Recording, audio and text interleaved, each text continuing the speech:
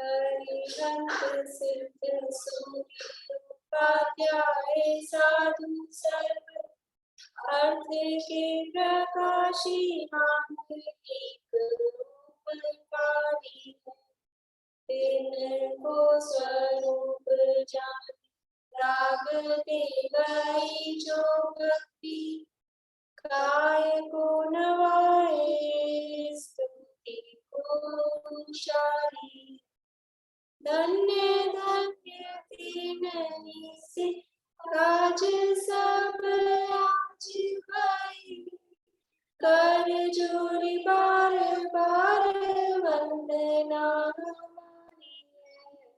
मंगल कल्याण सुख ऐसो हम चाहते हैं। ओम वीर्य ऐसी दशा जैसी तुमरानी है। ओम मेरी ऐसी दशा जैसी तुमरानी है। मंगलमय मंगलकारी गीत राग विज्ञान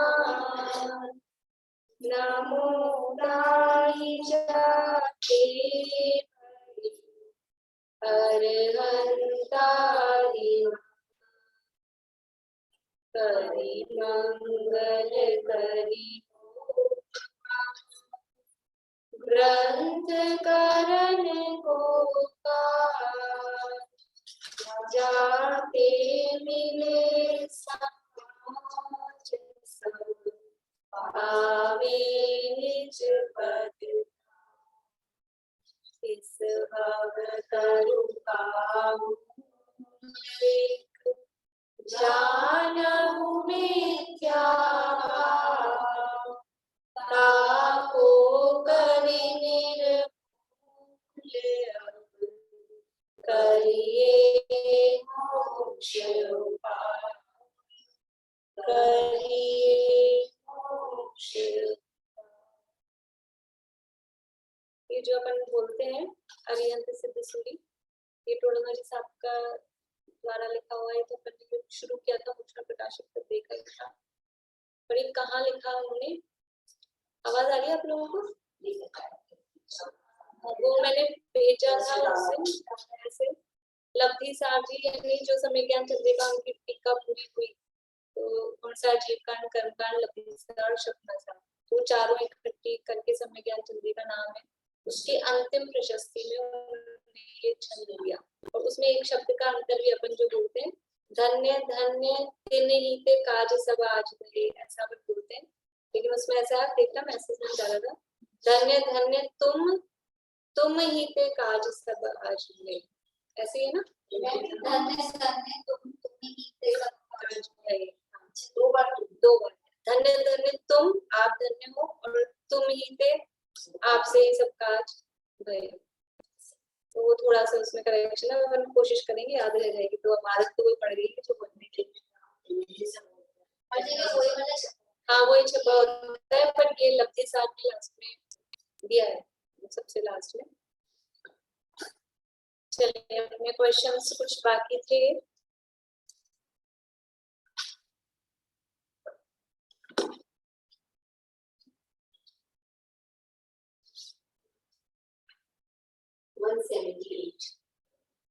ऊपर चल जाता है ना मैसेज मोबाइल।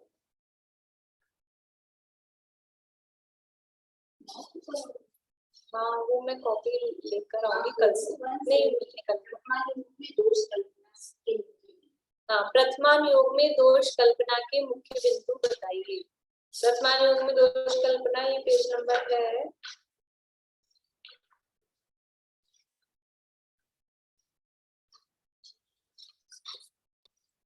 288, 288 नंबर पेज है, 288 89 इन पेज पे है। बोलिए किसने देखा है? बोलिए निशान। प्रथमान योग में संगाराधिक व संग्रामाधिक का भूत करना है, उनके निमित्त से रागाधिक बढ़ जाते हैं तथा संबंध मिलाने को सामान्य कथन किया होता बताकर कथन इसलिए किया, बढ़ाकर कथन किसलिए किया, तथा नेक्स्ट से तथा संबंध मिलाने को सामान्य कथन किया और बढ़ाकर कथन किसलिए किया। नंबर 2 है प्रथमांग योग में अन्य जीवों की कहानियां हैं, उनसे अपना क्या प्रयोजन सकता है। बस इसके 2 पॉइंट। ठीक है, ये 2 पॉइंट बताए हैं यहाँ पे आंटी ने। और किसी को कुछ बताना है? प्रीति तुम्हारे फेस पे बहुत चिल्का पड़ रहा है पीछे से।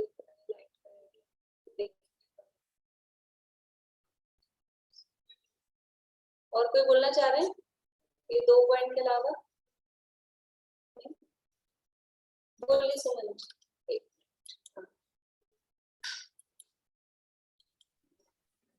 मैंने बुक से ही किया है तो उनका सुनाई नहीं दिया कौन से 2 पॉइंट बोले हैं। चैत्यालय वाला बोला। रिपीट करना है मुझे कि प्रथमान योग में श्रृंगार आदि व संग्राम आदि का बहुत कथन किया है, उसके निमित्त से राग आदि बढ़ जाते हैं।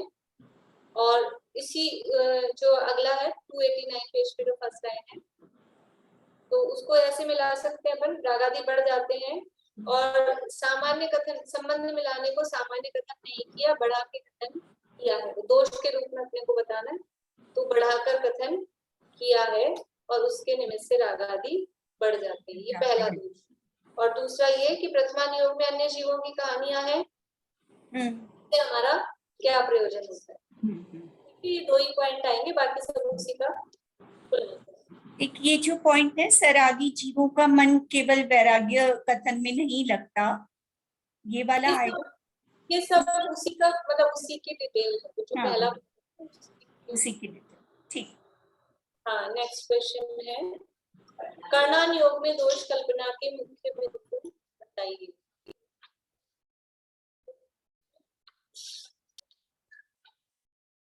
प्रमिला।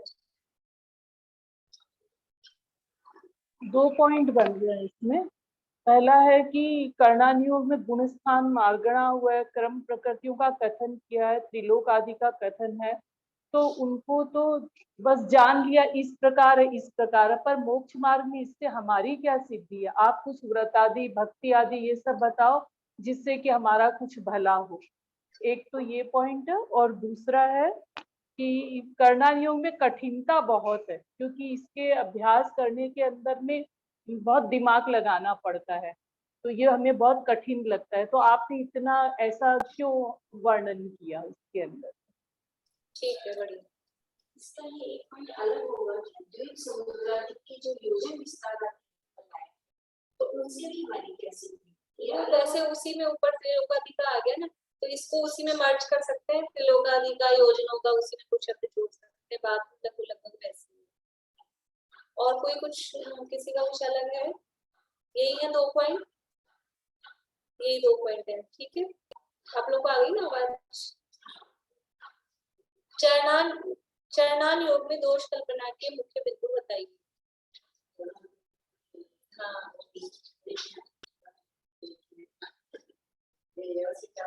आंटी बोलिए, वो बहुत उत्साहित हो रही है बताने को। बोलिए, आवाज चालू करिए।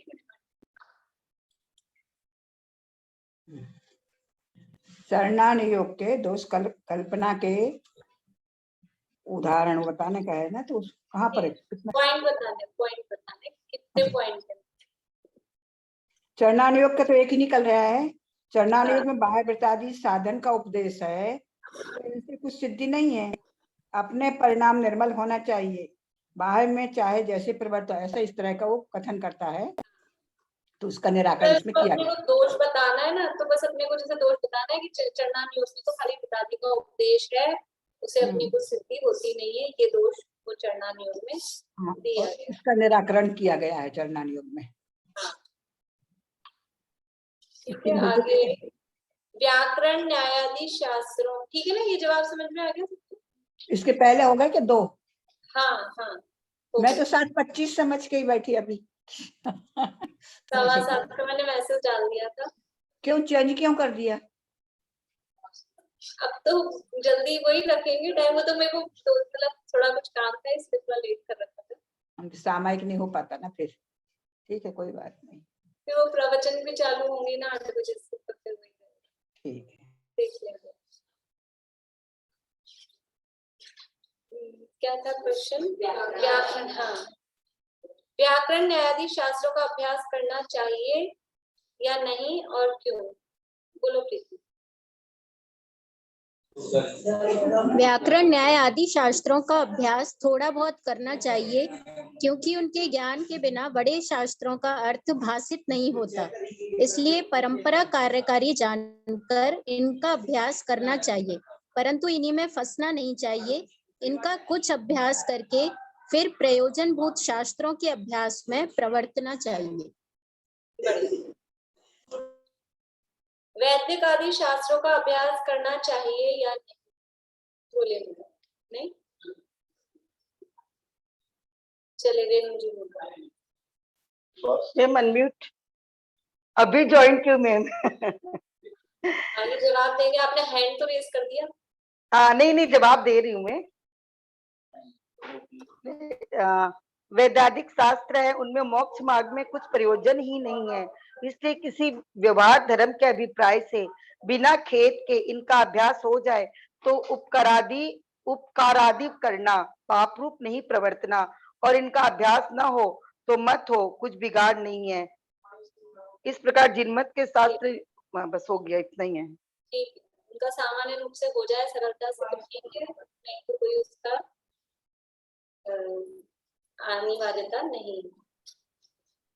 चलिए, अपना प्रकरण चल रहा है। द्रव्यानुयोग का तो हो गया शुरू। बस ये इतने ही थे प्रश्न, अभी तो और बनाए। पेज नंबर अपना चल रहा है 297। हाँ, 6 से शुरू करते हैं। यहाँ अनुयोगों में दिखाई देने वाले परस्पर विरोध का निराकरण, ये विषय अपना चल रहा है, और इसके अंतर्गत 296 नंबर पेज की लास्ट लाइन से शुरू करते हैं। तथा एक ही शब्द के पूर्व शब्द जोड़ने से अनेक प्रकार अर्थ होते हैं, वह उसी शब्द के अनेक अर्थ हैं।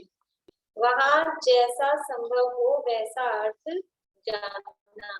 कोई शब्द है, उस शब्द के आगे कोई दूसरे शब्द जोड़े हैं तो अलग अलग टाइप के अर्थ होते हैं, तो जैसा जो पॉसिबल हो वहां उस हिसाब से अर्थ जानना। एक अकेला केवल शब्दार्थ ही समझ के नहीं रखना। जैसे जीते उसका नाम जिन है, जो जीते उसको जिन कहते हैं, परंतु यहाँ पर जिन कह रहे हैं, जिनेंद्र भगवान जिन, तो यहाँ जिन का मतलब क्या? जीते, किसको जीते? तो यहाँ जिनका मतलब है कर्म शत्रु को जीते, मोह राग द्वेष और इंद्रियों को जीते, उसका नाम जिन जानना। अब ऐसे दुनिया में शब्द जिन्न जिन्न चलता है, वो तो चिराग से निकल जाता है, वो भी होता है, और भी इसमें न डबल होता है। हाँ, इसमें न डबल होता है। ऐसा भी तो अपने व्याकरण में भी तो जिन लोगों ने, तो वहां भी जिन शब्द आते हैं, तो शब्द तो वही रहेंगे, लेकिन अलग अलग जगह पे अलग अलग उसके अर्थ होते हैं। पर यहाँ तो ये बता रहे हैं कि उसके पहले यदि हमने कोई शब्द जोड़ा है तो वहां वही अर्थ उसका लागू पड़ेगा। यहाँ कर्म शत्रु शब्द को पहले जोड़ने से जो अर्थ होता है वह ग्रहण किया है, अन्य नहीं किया। कि कोई भी जीते, अब कोई उस दिन भी अपन ने चर्चा की थी, मैच में जीत गया तो उसको जिन कहेंगे क्या? कि वो जिन नहीं है। जो कर्म शत्रु को जीत रहा है, मोह राग द्वेष को जीत रहा है, इंद्रियों को जीत रहा है, वही जिन।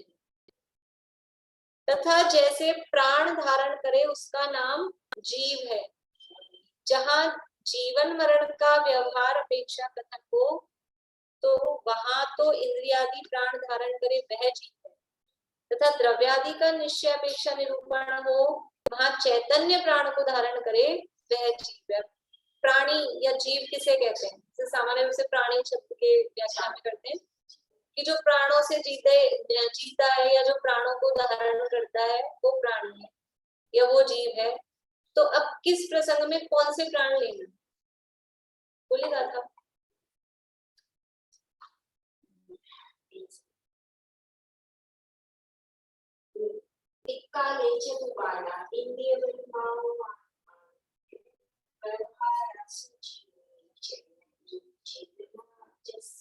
अब ये चतुर्पाणा वाला काले चतुर्पाणा, और वो कौन से चार प्राण से जो जीता है वो जीव, तो कौन से चार प्राण लेना। तब कहाँ बात चल रही है कि जीवन मरण की अपेक्षा देख रहे हैं कि इसमें प्राण है कि नहीं। मान लो किसी को देखना हो कि देखो इसमें प्राण है कि नहीं, जिंदा है कि नहीं, तो कौन से प्राण देखेंगे, वो व्यवहार, कोई इंद्रिय बल, आयु, श्वास उच्छ्वास, वो देखा जाएगा। और जहाँ ये निश्चय करना है कि ये जीव है कि जड़ है कि चेतन है अचेतन है, ये देखना है, तो वहाँ चैतन्य निश्चय है, तो वो चैतन्य प्राणों को देखना पड़ेगा। जहाँ जीवन मरण का व्यवहार अपेक्षा कथन हो, वहां तो इंद्रियादि प्राण धारण करे वह जीव है, और द्रव्यादि का निश्चय अपेक्षा मतलब व्यवहार अपेक्षा देखना है, तो जो इंद्रिय प्राणों से जीता है, 10 प्राणों से जीता है, वो जीव है। और निश्चय से देखना है, निश्चय की अपेक्षा देखना है, तो चैतन्य प्राण को धारण करे वह जीव है। तो शब्द तो वो है प्राण या जीव, लेकिन अब उसके आगे चैतन्य प्राण लगा रहे हैं कि इंद्रियादि प्राण लगा रहे हैं, उसका वही अर्थ यहाँ पर लिया जाए। तथा जैसे समय शब्द के अनेक अर्थ हैं, वहां आत्मा का नाम समय है। समय शब्द के अनेक अर्थ हैं।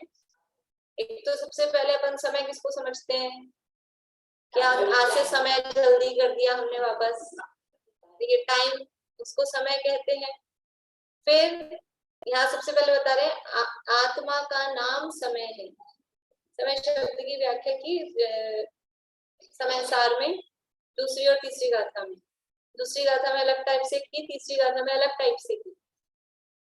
सम उपसर्ग पूर्वक अय धातु, अय तो धातु है और उसमें सम उसके पहले जुड़ा है, उसको बोलते हैं उपसर्ग, तो वो बना है समय। अय का मतलब क्या है, अय का मतलब है जो जाने और गमन करे, मतलब गमनार्थक धातु है अय। तो जो गमन करे, और जो जो धातुएं गमन के अर्थ में यूज में आती हैं, वो सब जानने के भी अर्थ में यूज में आती है। जैसे बोलते ना मेरा ज्ञान कहाँ तक जाता है, यहाँ तक तो मेरा ज्ञान ही नहीं पहुंचता है, वो पहुंच रहा है, जा रहा है, वो ज्ञान जाने के अर्थ में भी आ रहा है, ज्ञान के अर्थ में भी आता है। तो जो जो शब्द गमन के अर्थ में काम में आते हैं, वो शब्द ज्ञान के भी अर्थ में होते हैं। तो अय जो धातु है वो गमनार्थक है। जैसे बोलते ना अपने ज्ञान कहाँ तक गया, अपना ज्ञान कहाँ तक गया, जैसे पहुंच भी बोलते हैं अपन उसको, आपकी पहुंच की पहुंच। हाँ, तो वो पहुंचना मतलब जाने के अर्थ में हुआ, गमन करने के। बहुत सारे आते हैं, अभी एकदम से और भी मुझे ख्याल नहीं आ रहा, कल 2 दिन पहले इस तरह की कुछ बात आई थी, इसमें जाने, ज्ञान जाता है, इस तरह का शब्द है।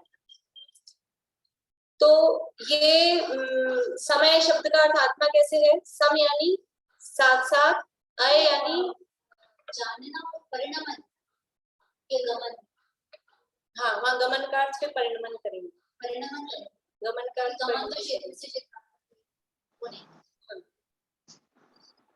एक जैसे वो चक्रवर्ती का ज्ञान 12 योजन तक चला जाता है, तो जान, हाँ हाँ 9 योजन तक स्पर्शन इंद्रिय आदि का, इस तरह से उस रूप में। तो जो साथ साथ में जाने भी और गमन भी करे। अब गमन करने का अर्थ एक जगह से दूसरी जगह जाना नहीं, गमन करने का अर्थ है वहां पर परिणमन करना। गमन करने का मतलब है परिणमन करना। तो जो परिणमन करे वो समय है, ऐसी परिभाषा यदि हम बनाएं तो कौन सा द्रव्य बनेगा, समय, सारे द्रव्य समय कहलाएंगे। तो एक अर्थ ये भी है समय शब्द, हाँ समय शब्द का अर्थ छहों द्रव्य, तीसरी गाथा में समय शब्द का अर्थ छहों द्रव्य की, छहों द्रव्य ही परिणमन करते हैं, तो जो परिणमन करते हैं उसका नाम समय, इसलिए छहों द्रव्य समय है। पर अब ये जो हमने दूसरा अर्थ देखा कि जो गमन कर रहा है यानी परिणमन कर रहा है, वो जानता भी है, वो जानने वाला भी है। तो अब ये दोनों काम किसके होते हैं एक साथ, जानना भी और परिणमन करना, ये मात्र जीव में होता है, आत्मा। इसलिए समय शब्द का अर्थ हुआ आत्मा। यहाँ कह रहे हैं वहां आत्मा का नाम समय है, और सर्व पदार्थ का नाम समय है। सर्व पदार्थ मतलब क्षमो द्रव्य, क्षमो द्रव्य का नाम भी समय है, आत्मा का नाम भी समय है, काल का नाम समय है, ये तो फेमस ही है। समय मात्र काल का नाम समय, एक समय वो भी तो होता है, एक समय, एक तो अपन समय सामान्य बोलते हैं, क्या समय हो गया, क्लास का क्या समय है, एक तो वो रूटीन वाला है, और एक समय कम, जब दूसरे गुणस्थान में का काल नहीं, जब औपचारिक समय का काल अधिक से अधिक छयावली या जगन्य से एक समय रहे, तो वो वाला जो समय, समझ में आ रही बात, उसका नाम भी समय है। एक सामान्य रूप से काल को समय कहते हैं। शास्त्र का नाम समय है, शास्त्र जनवाणी को समय कहते हैं। समय सार को अकेला नहीं, कोई भी, ये मोक्षा प्रकाशक क्या है, इस समय है। तत्वार सूत्र क्या है, इस समय है। बोलते हैं ये समय का सार है, वो शास्त्र का सार नहीं है। हाँ। शास्त्र का नाम समय है। और समय मत, मत होता है, मत मतलब दर्शन जिसको होते हैं, फिलॉसफी, जैन मत, न्याय, सांख्य मत, बौद्ध मत, वो मत का नाम समय है। इस प्रकार अनेक अर्थों में जैसा जहां संभव हो वैसा अर्थ वहां जान लेना।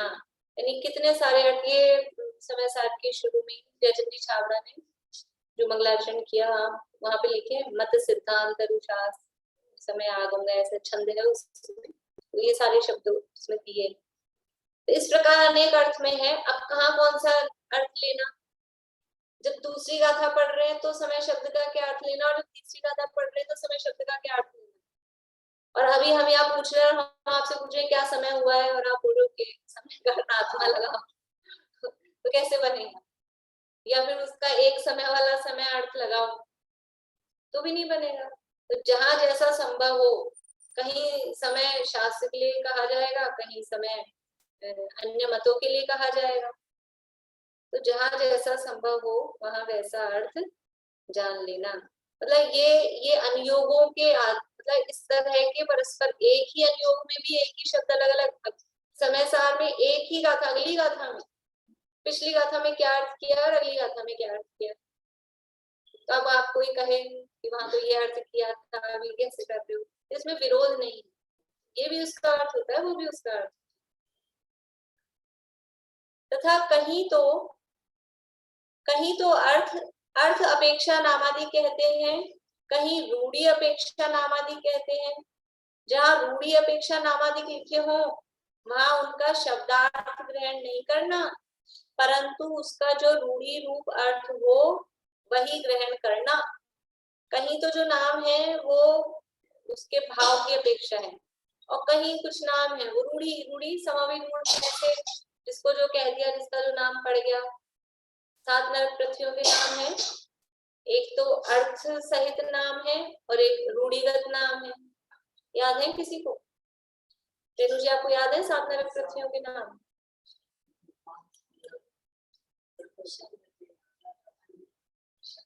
आवाज चालू। रत्न प्रभा शर्करा बालुका पंख धूम तम महातम। बढ़िया, ये वाले पूछे में। अब ये कहलाते हैं यौगिक नाम या सार्थक नाम। अब वो रूढ़ी वाले नाम किसको याद? बोले पुण्यवान जी, आपको याद है?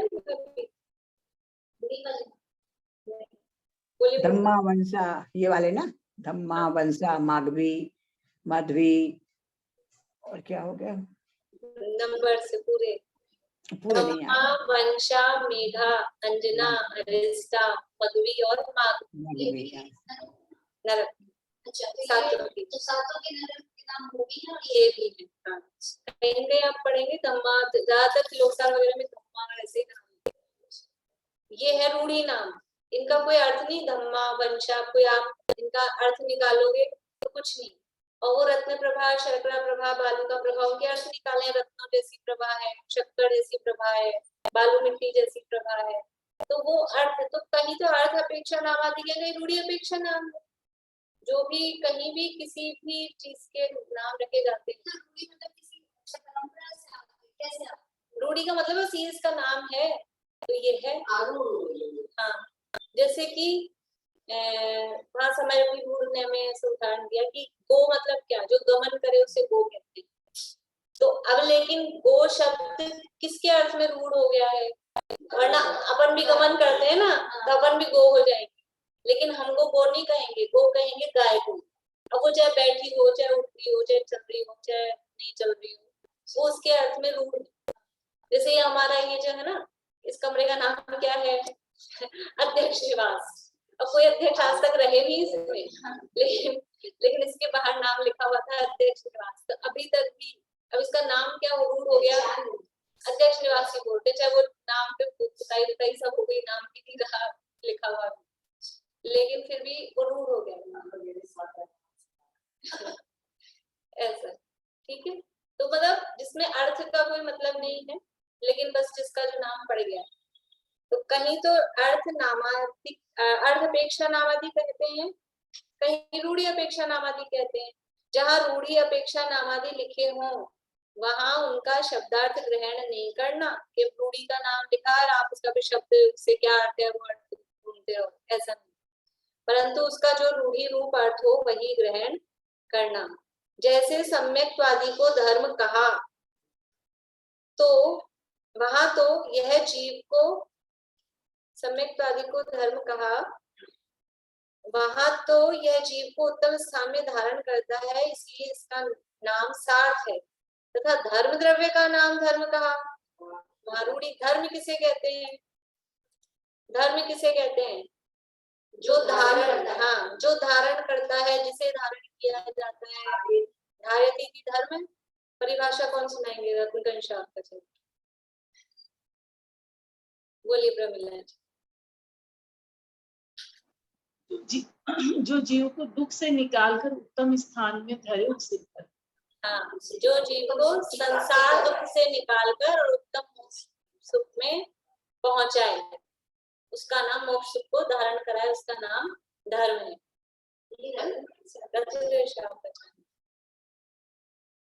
तो जो धारण करे उसका नाम धर्म है, तो सम्यक्त्वादि को धर्म कहा, या जो जीव को दुख से निकालकर मोक्ष सुख में पहुंचाए उसका नाम धर्म है। तो सम्यक दर्शन ज्ञान चाहित को हमने धर्म कहा, ये तो सार्थक है, क्योंकि वो जीव को दुख से निकाल के और मोक्ष सुख में पहुंचा रहे हैं। पर धर्म द्रव्य को धर्म कहा, तो अब आप कहो कि नहीं ये दुख से निकालकर सुख में पहुंचाता है, तो ऐसा अर्थ लगेगा क्या कि ऐसा कुछ नहीं है, जो चलना चाहता था तो उसके चलने के दुख को मिटाने के लिए निमित्त हो गया, ऐसा भी कुछ नहीं है। वो रुकता है तो रुक भी जाता है बस, और खुदगल भी चलते हैं, उसमें तो दुख सुख दुख का कोई मतलब ही नहीं है। इसलिए वहां पर ये धर्म द्रव्य का नाम धर्म और अधर्म द्रव्य का नाम अधर्म, ये रूढ़ी नाम, वहां आप शब्दार्थ लगाओगे वो नहीं लगेगा। तो इस हिसाब से ग्रहण करना,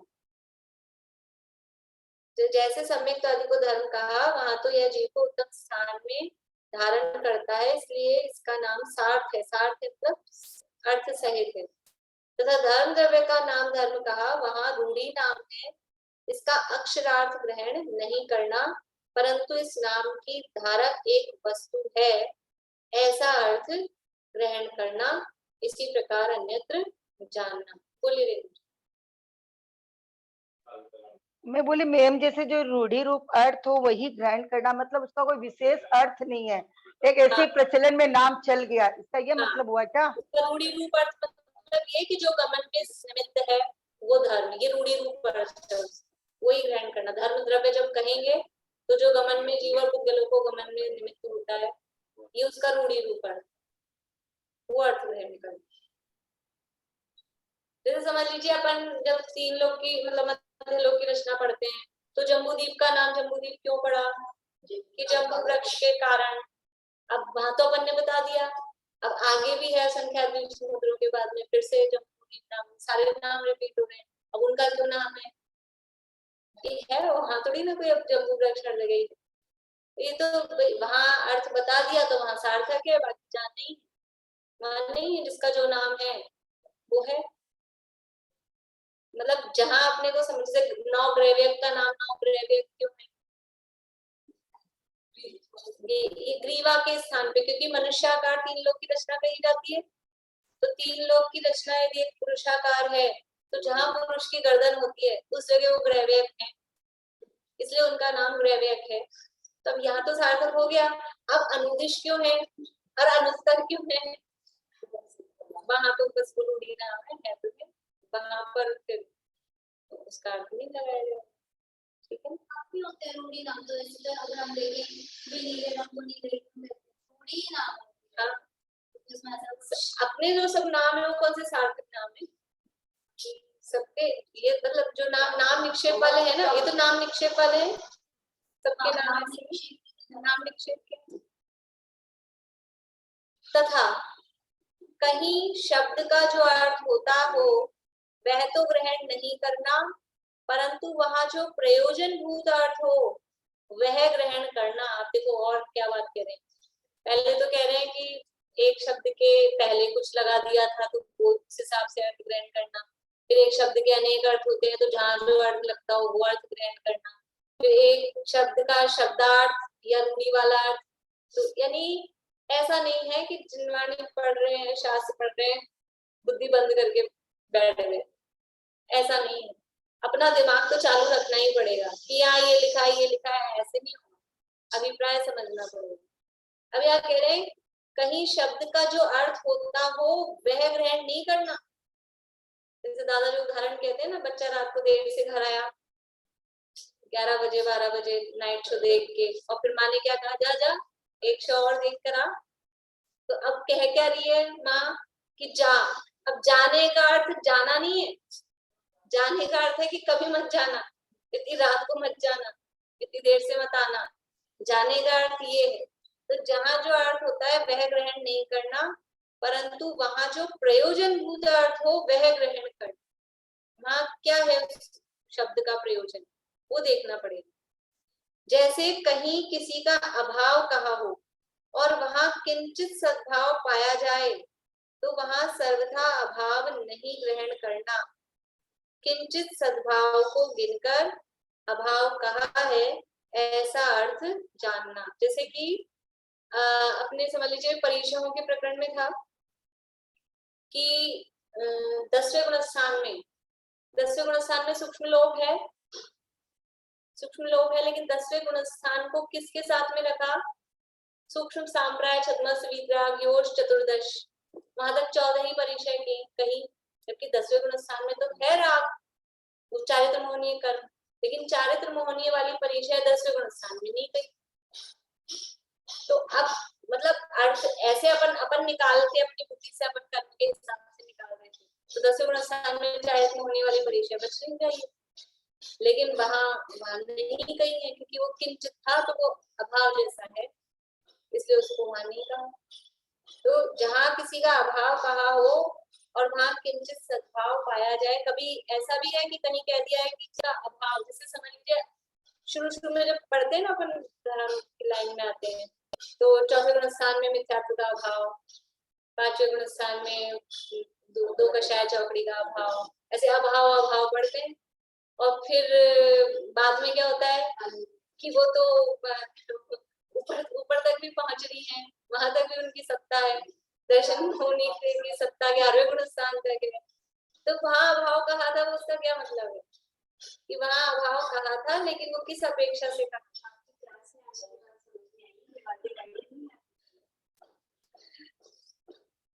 तो मतलब ये जो चीजें हैं, ये शब्द तो वो दिखेंगे, शब्द तो अभाव कह रहे हैं, लेकिन अभाव का अर्थ अभाव नहीं लेना है। हाँ, तो बस अभी लेकिन अब मैं तो खुद भी यही समझते थे। फिर अन्ना जी पढ़ाते थे तो अन्ना जी से प्रश्न ऐसे उठते थे, जो आप यहाँ अभाव कह रहे हो तो फिर वो श्रेणी में क्या कर रहा है? जब पहले ही अभाव हो गया, अनंतानुबंधी का हो गया, प्रत्येक प्रत्येक 3 कषाय चौकड़ी का अभाव है ना मुनिराज के, फिर उस श्रेणी में क्या करते गए? उपशम श्रेणी, शपथ श्रेणी में तो चलो कहो जड़ मूल से हटा है, मतलब उपशम श्रेणी में क्या विशेष होता है? तो वो अभाव शब्द का अर्थ अलग है। वहां जो उपशम भी है तो यहाँ सामान्य रूप से शिव शब्द है और वहाँ विशेष पुरुषार्थ पूर्वक श्रेणी के समय विशेष पुरुषार्थ पूर्वक किसी कहीं किसी का अभाव कहा हो और वहाँ किंचित सद्भाव पाया जाए तो वहाँ सर्वथा अभाव नहीं ग्रहण करना। ये अपन रोज करते हैं कि चिन्ह डब्बे में इतनी सी चीज बची हो खत्म हो गई नहीं है, ऐसा करते हैं इतनी चीनी बची कितना घी बचा है खत्म हो गया नहीं। तो ये 2 दिन का भी रखा है आटा नहीं तो सर्वथा अभाव नहीं समझना, फिर वो कहने की पद्धति है उस तरह की। सम्यक दृष्टि के रागादि का अभाव कहा, अब अभाव की बात चल रही है ना, उसका बता रहे हैं। सम्यक दृष्टि के रागादि का अभाव है, ये नहीं समझ लेना कि उसके अभाव है। सम्यक दृष्टि के भोग निर्जा के कारण है, वही बात हो गई ना। ये नहीं समझ लेना कि वो भोग निर्जा के कारण, ऐसे ही सम्यक दृष्टि के तो राग है ही नहीं, सम्यक दृष्टि के तो राग है ही ऐसा खूब है, कलश वगैरह है समय साथ। वहां इसी प्रकार अर्थ जानना, कैसा अर्थ जानना कि किंचित सद्भाव है उसको अभाव गिन के कहा है। मुनिराज को बोलते हैं वितरागी मुनिराज, वितरागी मुनिराज, तो क्या सर्वथा वितरागी है? तो फिर अरहंत भगवान हो गए वो? सर्वथा नहीं है, लेकिन वो कुछ राग बचा है उसको गिना नहीं जाता। तथा नो कषाय, नो कषाय उसका अर्थ क्या होता है? नो यानी नहीं, निषेध, कषाय का निषेध। नो कषाय का अर्थ होता है कषाय का निषेध, परंतु यह अर्थ ग्रहण नहीं करना कि बिल्कुल ही कषाय नहीं है। नो कषाय, कषाय सर्वथा रहित ही है। यहाँ तो क्रोधादि समान यह कषाय नहीं है, किंचित कषाय है, इसलिए नो कषाय है, ऐसा अर्थ ग्रहण करना। ये तो अपन पढ़े हुए हैं ना, नो का अर्थ किंचित, इसलिए ऐसा नहीं लगता। नहीं तो नो कषाय का अर्थ है कषाय नहीं है। ये कषाय कहाँ गिनी जाती है? हास्य को, रति को, वरति को, तो कषाय सब मानता नहीं। तो जैसी क्रोधादि कषाय तीव्र है, वैसी ये कषाय नहीं है, अल्प है, किंचित है, इसलिए ये नो कषाय है, ऐसा अर्थ ग्रहण करना। इसी प्रकार अन्यत्र जानना। तो इस तरह के अब अपन पढ़ते हैं ना, तो बहुत सारे प्रकरण इस तरह के होते हैं। और अपन तो मतलब अभ्यास हो गया है, तो यथायोग्य जो अर्थ है वही अर्थ अपन ग्रहण करते हैं। जैसे कि क्षीण मोह, क्षीण का क्या अर्थ होता है? नष्ट होना। तो अपने को पता है, ये तो अपन ने पढ़ लिया ना, इसलिए कोई उदाहरण नहीं पर अपने को। क्षीण का मतलब होता है कमजोर, बहुत क्षीण हो गए। क्षीण का मतलब होता है कमजोर। तो वहां पर मोह कमजोर है क्या? 12वें गुण स्थान में कमजोर तो 10वें में था, सूक्ष्म। 12वें में कमजोर नहीं है, 12वें में तो है ही नहीं, लेकिन फिर भी उसका नाम दिया है क्षीण, क्षीण कषाय विकार करना। तो वहां क्षीण का अर्थ वो अर्थ नहीं लेना कमजोर वाला। तो ये मतलब ये सब प्रश्न पहले अन्ना जी पढ़ाते थे ना, जब मैं तो बहुत पूछती थी मतलब इस तरह ये, क्योंकि ये तो इतना तो पढ़ा नहीं था। सीधे सीधे जब से आए पढ़ने शिविर में अन्ना जी क्लास में बैठी, और कुछ ज्यादा पढ़ा नहीं था, बालकों में 1-2-3 पढ़ी थी और बैठे। तो प्रश्न तो उठते थे, थोड़ा थोड़ा सा पढ़ा हुआ है, पूरा नहीं पढ़ा हुआ है। तो वहां आप क्षीण क्यों कह रहे हो? कमजोर है क्या? तो वहां क्षीण का अर्थ ऐसा नहीं। इसी प्रकार अन्यत्र जानना, मतलब इस तरह के बहुत सारे और भी देखेंगे ना अपन, तो खूब सारे इस तरह के अर्थ निकलते। तथा कहीं शब्द का जो अर्थ होता हो वह तो ग्रहण नहीं हो गया ना, नीचे नीचे। तथा जैसे कहीं किसी युक्ति से कथन किया हो, वहां प्रयोजन ग्रहण करना। कहीं किसी युक्ति से मतलब कुछ तर्क आदि से कोई कथन किया है, तो वहां उसका प्रयोजन ग्रहण करना। क्या प्रयोजन? समयसार कलश में यह कहा है कि धोबी के दृष्टांत पर भाव के त्याग की दृष्टि यावत प्रवृत्ति को प्राप्त नहीं हुई, तावत यह अनुभूति प्रकट हुई। वहां ये उदाहरण दिया समयसार में, 34वीं और 35वीं गाथा में धोबी का दृष्टांत सुना होगा अपने नाटक समयसार में। जैसे कोई जन गयो धोबी के सदन पहने पर आयो वस्त्र मेरो मानी रहे है। उसमें ऐसा है ये बताना है, सिद्धांत ये बताना है कि ज्ञान ही प्रत्याख्यान है, मतलब ज्ञान ही त्याग है। किसी वस्तु का ज्ञान होना, किसी बारे में ज्ञान होना, वही उसका त्याग है। मतलब जो त्याग होता है वो ज्ञान नहीं होता है, ऐसा। तो वहां एक उदाहरण दिया उसमें अनुचंद्राचार्य ने कि कोई व्यक्ति ने समझ लो धोबी के अपना कपड़ा दिया था धोने को, और धोबी के से फिर वो लेकर आया, भूल गया था, तो वो गलती से किसी और का आ गया, किसी का और का आ गया, और वो अपना समझ के, समझ लो चद्दर था, ओढ़ के सो रहा है, ओढ़ के सो रहा है। अब वो जिसकी थी ओरिजिनल, वो भी व्यक्ति गया धोबी के लेने, और वो पहुंचा तो वो समझ गया कि ये तो मतलब धोबी ने दूसरा उसको दिया, ये तो मेरा नहीं है।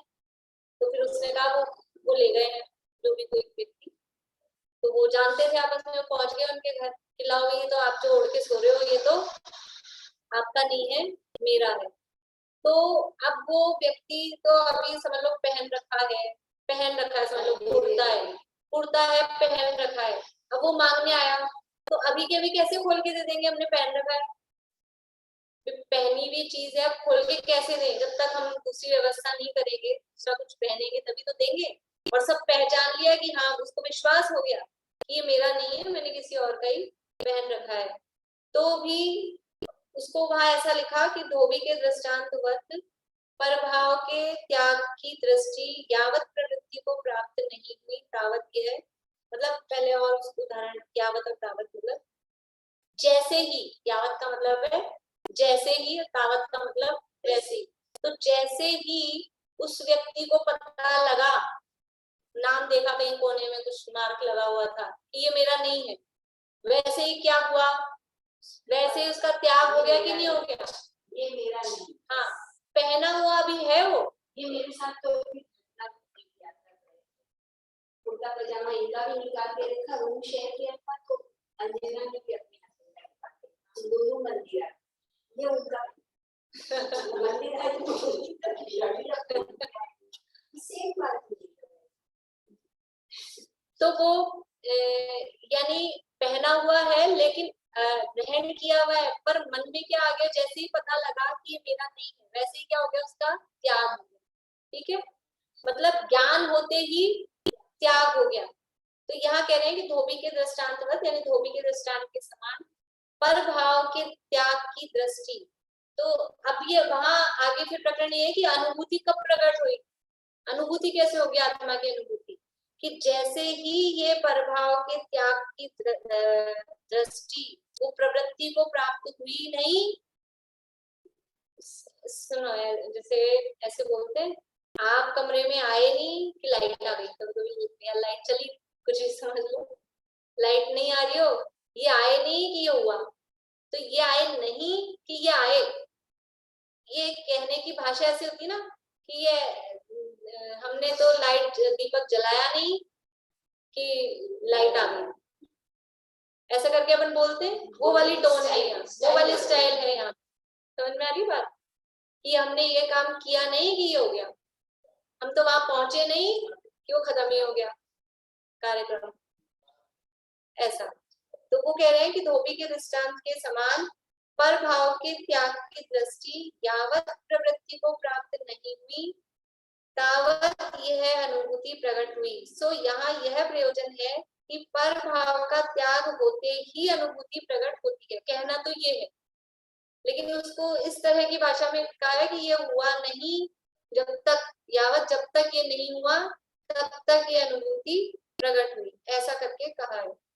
लोक में किसी के आते ही कोई कार्य हुआ हो, वहां ऐसा कहते हैं कि यह आया ही नहीं और यह कार्य हो गया, ऐसा कहते हैं। ये वो तो वहां पहुंचे नहीं कि बस वो हो गया काम, जो भी कुछ भी किसी भी काम के संबंध में ऐसा अपन कहते हैं, सर एक डेली रूटीन। ऐसा ही प्रयोजन यहाँ ग्रहण करना, मतलब ये नहीं समझना कि जब तक वो नहीं होगी तब तक नहीं होगी, ऐसा नहीं, बस ये काम हुआ और ये हुआ। जैसे कि समकाल होता है ना, स्विच ऑन किया नहीं हमने कि लाइट जल गई, पंखा चल गया, तो वो बस कारण कार्य संबंध उसमें घटाते हैं, लेकिन वो एक ही समय में वो काम होता है। जैसे षडाला में दिया युगपत होते भू प्रकाश दीपकते हुए, ये इधर ये हुआ और उधर पहले मोह का नाश होता है कि पहले 12वां गुणस्थान? पहले मोह का नाश होता है, मोह का नाश होता है कि 12वां गुणस्थान पहले होता है? क्या पहले होता है, मोह का नाश कि 12वां गुणस्थान?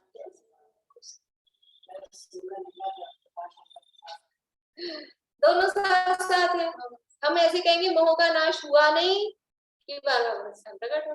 आप जवाब नहीं दे पा रहे, आप लोग क्या बोले? आपने से 1-2 उंगली बता दी, कैसे?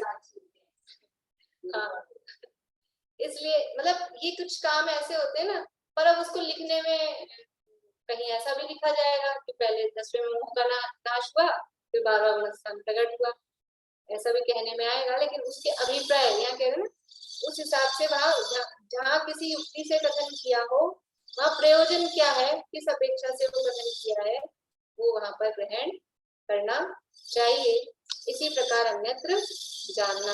इस तरह से ये अलग अलग अनुयोगों में, अलग अलग अनुयोगों में भी, एक भी अनुयोग में ये शब्दों का फेर है। मतलब पूरी अपने को सिखा रहे जिनवाणी पढ़ना, ये सबसे पहले ही पढ़ लेना चाहिए। तो ये समझती हूँ कि पहले पता तो लग जाए पढ़नी कैसे जिनवाणी, क्योंकि पता अभी यहाँ पहले सारी अपने को सतर्क कर रहे ना, कहीं ऐसा आएगा, कहीं एक शब्द क्या नहीं कर पाएंगे, कहा कुछ होगा, अर्थ कुछ लिखा होगा, कहीं रूढ़ी वाले अर्थ है, कहीं उसके शब्दार्थ है। तो पहले अपने को ये पता लग जाए कि किस तरह से जिनवाणी में क्या बात लिखी गई है। ये सारी कंट्रोवर्सी इसीलिए तो होती है, ये पता नहीं है कहाँ कैसे क्या अर्थ ग्रहण करना है, और फिर वो शब्दों को पकड़ पकड़ के बैठ जाते हैं, और फिर इसलिए अपना अपना इस तरह से ये यहाँ ये हुई शेष चर्चा अपन कल करेंगे। और 10 लक्षण में फिर क्या करना है, रखेंगे क्लास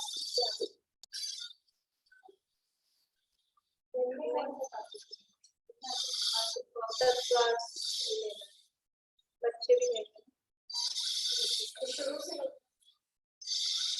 शुरू से नहीं, 6वां अध्याय सोचती, क्योंकि वो शुरू से पूरा तो होगा नहीं, तो उनके कोर्स में तो वैसे ही पढ़ लेते पहला दूसरा, तो थोड़ा सा अलग ले। चलिए मैम, लेकिन दूसरा रिवीजन हो जाता हम लोग का, वो सब है ना जो नए प्रमाण के और जो 20 प्ररूपना रिवीजन हो जाती है हम लोगों की। तो यहाँ के हिसाब से यहाँ पे जो लोग आएंगे, तो आप मोक्ष मार्ग के लोगे क्या क्लास? हाँ जी, मोक्ष मार्ग के क्लास लोगे शाम को? वही मैं पूछ रही हूँ कि क्या शाम की क्लास रखती है या सामायिक हो रहे, वो सामायिक का टाइम का चक्कर में रहता है। चलो कल, हाँ, भाभी शाम को मंदिर भी जाना पड़ता है। हाँ वही 10 दिन वही रहेगा, कल अपन फाइनल कर लेंगे। कल तो नहीं था, तो जैसे तत्वार्थ सूत्र का 6वां अध्याय तो आपसे पढ़ा है, दूसरा अध्याय पढ़ा देते। चलो और देख लेंगे।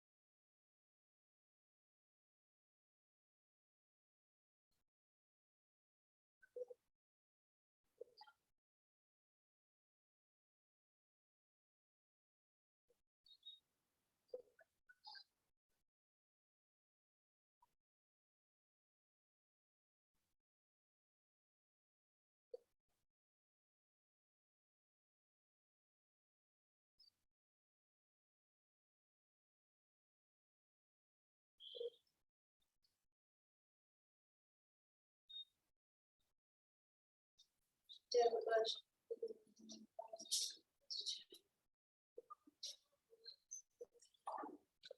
जय श्री सभी को। कैसे है दादा की तबीयत दीदी?